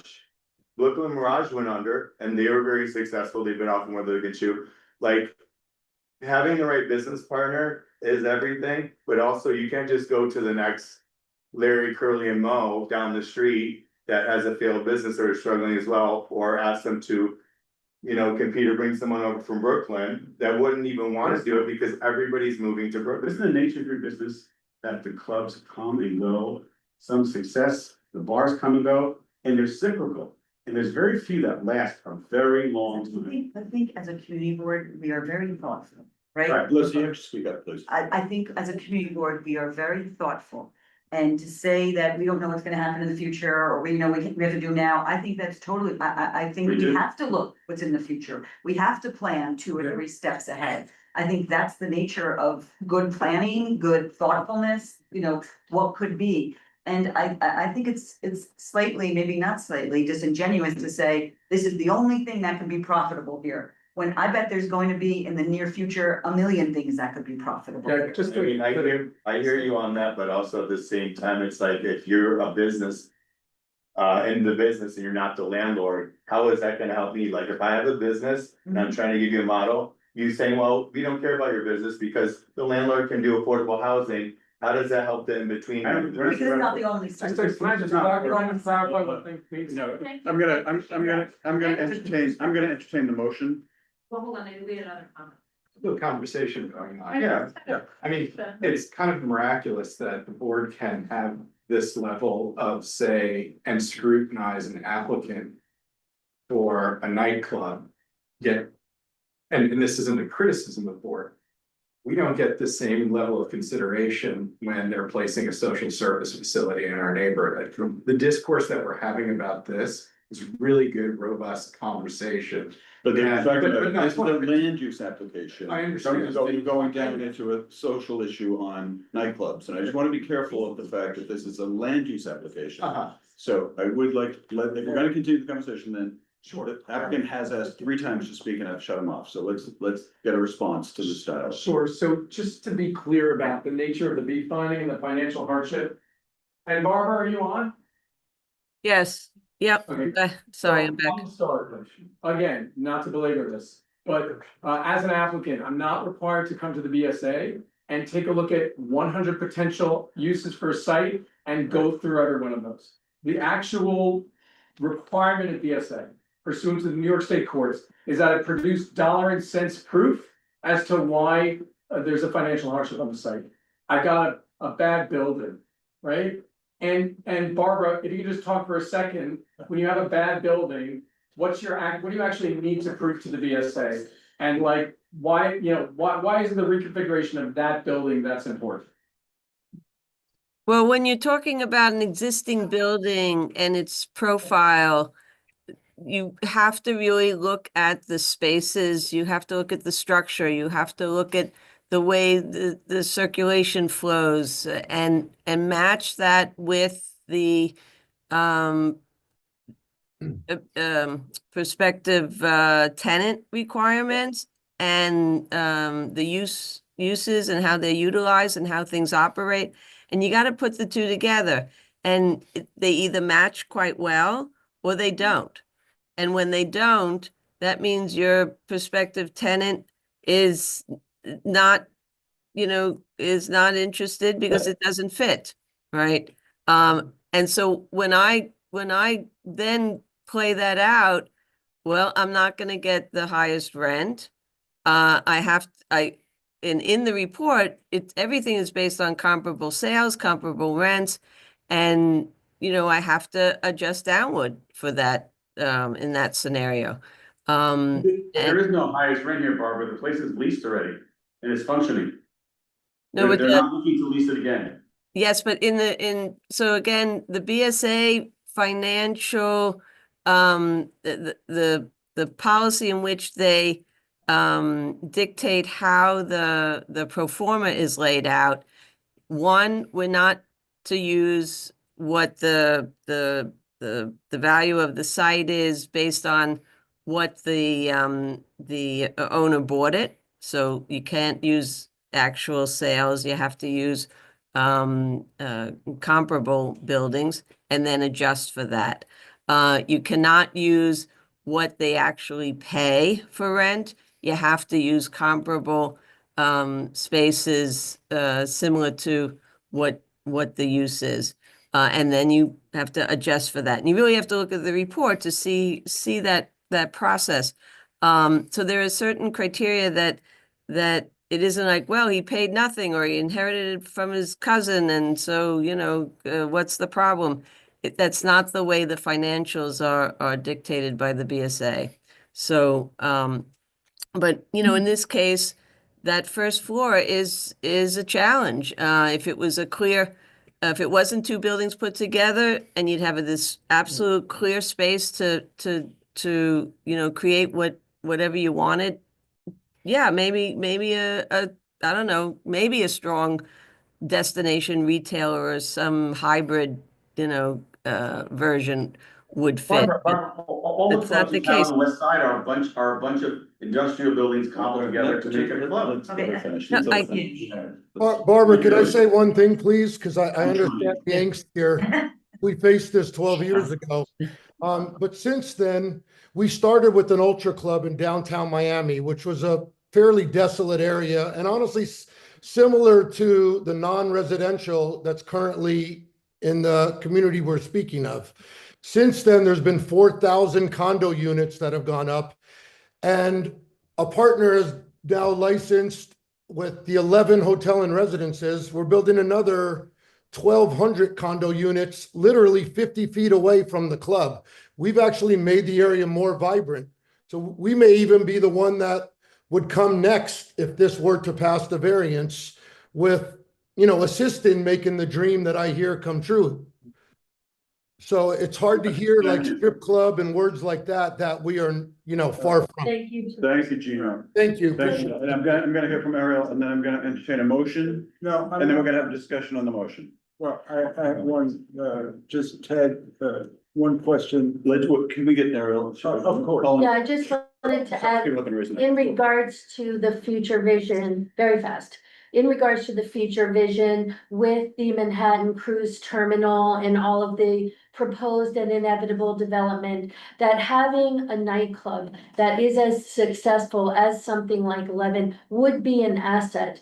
Because we have a 24-hour economy. It's not just a daytime economy. Okay. It would be an attraction, and I just want to say, I think it would be an addition. Thank you. JD, your Yeah, question? just for Ted, or somebody else can answer this. If this were granted, what would prevent the next applicant from coming in and saying, we also have a hardship. I need another applicant, I need another adult establishment. Is there a danger of that happening, or is there a reason back in 1995, whenever it was, that That's why our board never supports variances, because we know in the zoning practice that happens, Yeah. the next applicant comes in and points over here. Yeah, so We that- only have supported Everton. I'm not arguing against So you that, actually- I'm just pointing out Be that. very careful and That's very a bold. concern. It doesn't stop anybody from asking, but I mean, I would imagine if it's somewhere that they wouldn't have, we'd have more community outreach to say, we wanted to have a say in it, and I didn't hear anybody from the public come here tonight on it. I also don't like just Got the being, application yesterday. Okay, all right, go ahead. and I then just have a everybody question, else. like still being relatively very new to this committee. What is the harm in granting it? Like, what is we've gotten into, okay. Because we've gotten into a lot of discussion about the establishment itself, but going back to It the is land absolute- use question, so- like what is the land use argument? So I was 12 years old when I got on the board, right? And it was drummed into me by the folks who established a special zoning district that never, ever granted variance. If you're trying to get something to work, our community has been exceptionally thoughtful and creative in doing text changes and figuring out, so we cannot rely upon a precedent. to say it doesn't matter. It's a court case. Yeah, and it's very much like, It's an exception and an exception and an exception. yeah, the glacier becomes ice cubes over a period of time. Yeah, Yes. open the door for bad actors to go ahead and use Not these the folks. fact that we've allowed this Silly. Thank you. as a baseline to Yeah, say, well, we've reputation. allowed it before, why can't we do this here? Right, and I think the wrinkle on this is that the hardship is an economic variable on a place that's opening and that has been open and has done this kind of business. That's right. And that's what makes me nervous, like how we're always gonna value, like suddenly this place is underperforming and needs a variant, whereas if this had been a cobbled together building for the first time, And even never used. I can't do anything with this, I need a variance. Yeah. That to me is qualitatively different than something that has been a club for 10 years, suddenly saying, we can't make it go. All right, Dolores, motion, please. And if we want to have discussion on the motion, I'm not shutting down discussion. I have a motion to deny the variance based on the fact that A, B, and C have not been proven to us in order to go ahead and grant the application, and we'll add additional commentary as per our discussion already that fills in those blanks, as well as indicating some of the wish lists that the community may have for this area. Is there a second on the motion? Second. Second from Joe. Any discussion on the motion? Yeah, I would just add some of the history of what this board has wanted for the development of the west side. Good point. That we Exactly. should add that. Yeah, I would definitely for the affordable housing plan, remember, it's not just affordable housing, it's all kinds of housing. And the specific requests on how to make something happen in these blocks. And can we add, also, if you're gonna talk contextually, can you add the Manhattan Police Terminal? Thank you. I just had a quick question. I asked before. With motion. That's all right. This is discussion on the motion. Discussion on the motion. I have a question. State yet. That community input, that was asked before, you touched upon the NYPD and others, but what if any community input was received? I'm concerned. When I looked last week, there's no items for this meeting.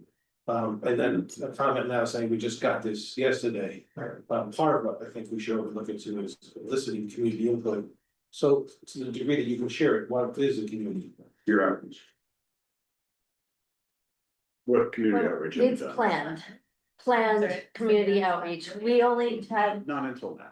yeah, we had a preliminary hearing or conversation with the board who offered to present us with a list of outreach that we intend to. Just as a disclosure, we met yesterday with the team. So. Sorry, the normal process is, you have a little bit of experience, I think. So but you go do that community outreach before coming and filing and proceeding. Normally, that's what happens, and that's how you get the sense of response. We have So, a motion. okay, that's all right. It's been seconded. I'm gonna add also some friendly language that, and if this does get approved by the Board of Zoning Appeals, that they conditionally say no 24-hour operation. Thank you, yeah, that's good. Is that acceptable to Accept the? that, very much so. On a permanent basis. We'll have Frank write the letter. Also an amendment, the words you can decide if it's friendly or not. I think it's worth noting that we do appreciate, you all coming in and presenting to us. I mean, this is kind of standard, recognition. And also, we're not opposed to kind of your intent of revitalizing business nightlife in the district. I think the consensus here is the requirements do not seem to have been met. And also, this site in particular just does not seem to be the right fit. And to Kevin's point about community outreach or input, which hasn't been gathered yet, we did mention that there were public hearings or comments about the proposed cruise terminal project that you could take into account. I don't think we really heard about that, how that fits in with the community's input gathered there. So that's something we can highlight, is even though we didn't get, or they didn't do the outreach yet, based on what we know about our community, You've heard could about have, right. Good So point. I disagree, I'm sorry, I just don't feel comfortable saying that we definitely do support businesses and a club. It's the adult entertainment aspect of it that I just don't want that to be that we approve that or that it would be that. I wouldn't feel. So I mean, like- to thread the needle, we would say we are pro-business, which we are. And that we are not Yes, against the for sure. entertainment industry broadly. This project, this location, and more specifically to the land use concerns, we don't feel that they've met the requirements for the hardship that they are. Especially than all of our planning we've done. What are you looking for? Okay, any more discussion on the motion? All right, all those in favor of the motion, please put your hand up so I can record it all on paper. And we are online. I will get there. Somebody's opposed. I'm just gonna count that back to 2, 3, 4, 5, 6, 7, 8, 9, 10, 11, 12, 13. 13. Okay, anybody opposed to the motion? Good, thank you. Anybody abstaining from motion? Any present not eligible? Okay, motion to deny is 13-1. Hold it together. James. Yeah, Yeah, James. that's it. Yeah. Thanks for hearing. I us. voted approval. Yeah, we could, really. I wish we were two. Well, in your. Yeah, hey, Gino, bring 11 here without the delta Yes. component. Correct, I think you could make a go of it in New York in a stunning way. for sure. And, you know, as you heard, though, this board doesn't do variances. Thanks, Dave. Thank you so much. Thank you. That's lots to do. And Joe, thank you for reminding us, the board, for that we don't do variances here. So the first meeting I came to was when they paraded all these children forward. Before we break, we have a new business item, please. All right, folks, please, we have more issues to discuss. Oh, sorry. We have more issues to discuss, please. Yeah, why not? Frank, more issues to discuss, we have some new business. Also much. But we didn't adjourn yet. one agenda item. We have some new business. There was only one item on the published agenda. We have new business. So for new business, Everyone from the team is able to cut off. yeah. Thank you. The last thing you wanna do is keep listening to this. Careful. Okay. I'm gonna turn to my co-chair JD for a new business item. Thank you. Thank you all. This is I'm stepping down as co-chair of this committee. I've been today at this committee. I've been co-chair. I want to thank my co-chair, Paul. I think we've worked together well. I want to thank everybody on this committee. This is a great committee, like Brian says, because we have Ted on this committee who thinks outside of the box and speaks up. We have Frank on. We have Kevin on health. We have such a variety on this committee. It's a terrific committee. I'm still on the committee, so I can now don't have to be polite to any of you. You're being recorded, JD. We're still being. It's perpetuity, please. It'll be a new meme. So I can take, but thank you all for. You know.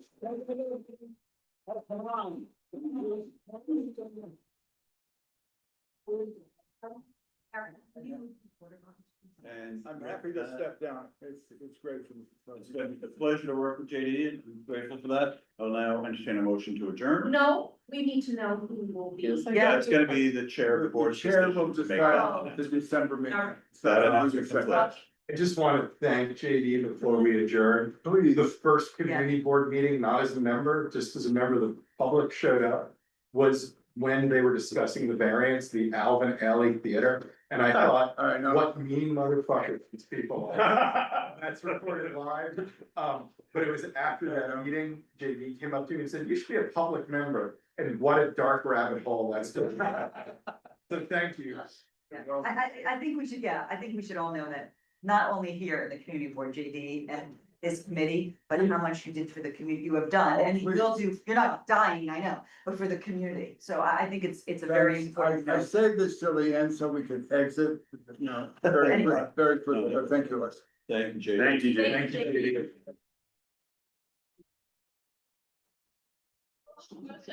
Recognize that there's second and all in favor. Thank you. Deny his resignation. Thanks, everybody. Alvin, Ellie. Thank you, Janine. Great. Thanks, Linda. Yeah, for stuff. In North Virginia, right? And they do a mix of